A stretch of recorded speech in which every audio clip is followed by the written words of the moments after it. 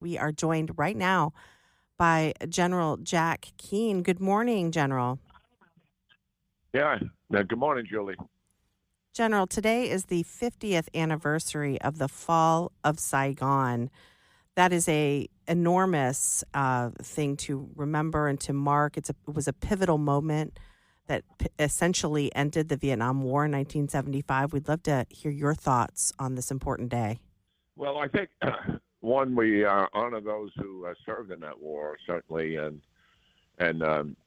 I was one of them as a infantry paratrooper platoon leader and company commander, and certainly the number of people that were able to get out of the communist stranglehold when they took over the country in 1975. I mean, initially the emergency evacuation was about 7,000 as a historical record, using a helicopter off the embassy roof. And the reason for that is the air base had already been shelled by North Vietnamese, so there was fear of airplanes being killed with people in them.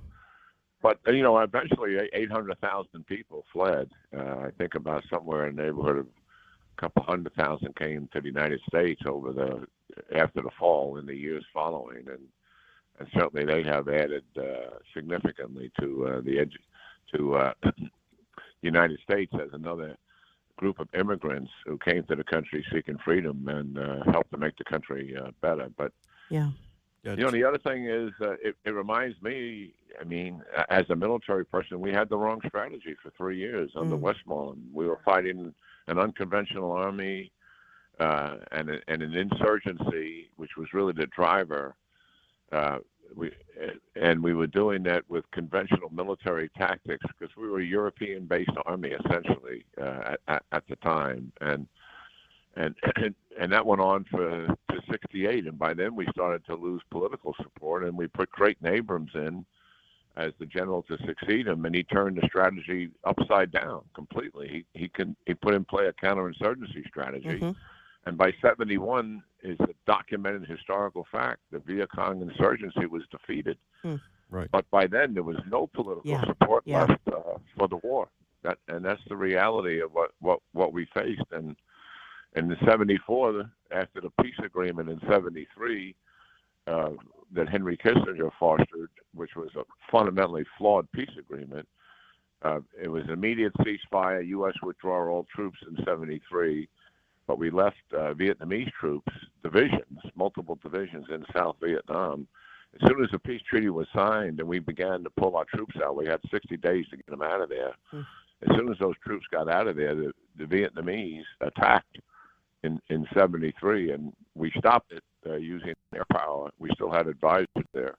Yeah, and then if you recall, the Congress intervened and passed a law saying no more military aid. Right. In 1974 to the South Vietnamese. They attacked again in 75, and they went all the way to Saigon. There was no air support for the ground forces. Yeah. I mean, and Kissinger, I mean, he knew.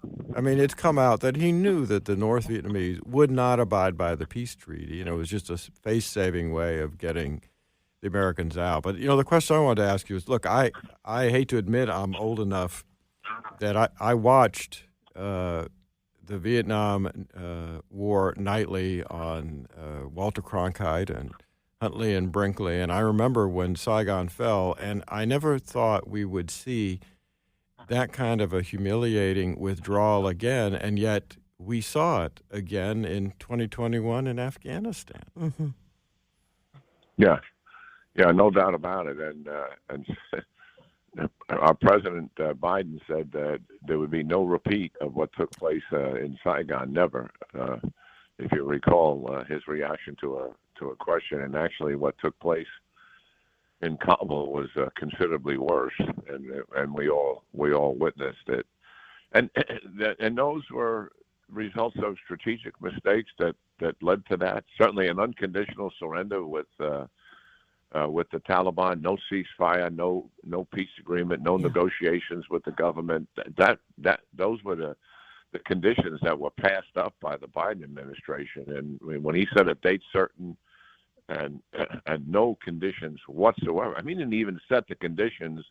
I'm going to need 6 to 8 months I'm willing to leave, but I need 6 to 8 months to make certain I get everybody out of here that needs to get out of here in an orderly, safe fashion, or I'm not cutting the deal. I mean, I think he should have had a ceasefire. I think he should have forced negotiations. I think they should have forced a peace agreement as conditions. But even that minimal condition, was not put in place. Yeah. General, but these are. Go ahead. No, I just want to close by asking, do you think that the Vietnam War is being taught correctly in schools? You've got some polling that says, 44% of adults polled say the Vietnam War was not justified. Even Vietnam vets, in many cases, say they're not justified. Still, a majority say it was justified, but it's close. And I'm wondering what you think of how this war was, how it's being taught to children and to youth today. I think there's sort of a lot of misunderstanding about what happened in the Vietnam War. I don't have a good feel for it, to be honest with you, but given American history has been so distorted, and there are think tanks here. I was over at Hudson last summer giving a keynote because they were teaching American history and American values to students because they weren't getting it in a university experience, and they put together a 6-week program. So it doesn't surprise me, having participated in that war and studied it a lot after. And I certainly realize the United States military played a role here. As I indicated, we had the wrong strategy for 3 years. But many times when we start wars, the United States is on the wrong foot, and we recover from it because we're very adaptable, and that's our history. We did that in Iraq as well. But going back to the point of your question, I mean, as a participant in it, and I saw it up close. I mean, I was part of close combat forces dealing with this every single day, and we felt a certain nobility in what we were doing. And I don't use that word lightly because we were watching the Viet Cong in particular and what they were doing, raping and murdering innocent South Vietnamese citizens on a regular basis, going into villages and just burning them to the ground and raping the women. And it was horrific. And we stopped that by killing them and capturing them, and we felt good about that. Yeah. And we saw up close what was happening. We did have a security agreement with South Vietnam to protect them if they asked. And that started with advisors and led to combat troops. I think there was ample justification for what we were attempting to do there.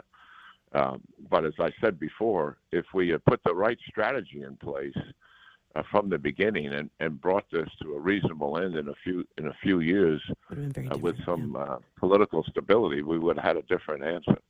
General, as always, we thank you for your service, and thank you for coming on today to tell us about the Fall of Saigon and remind us all of the great service that you and your fellow soldiers did way back then. Thank you.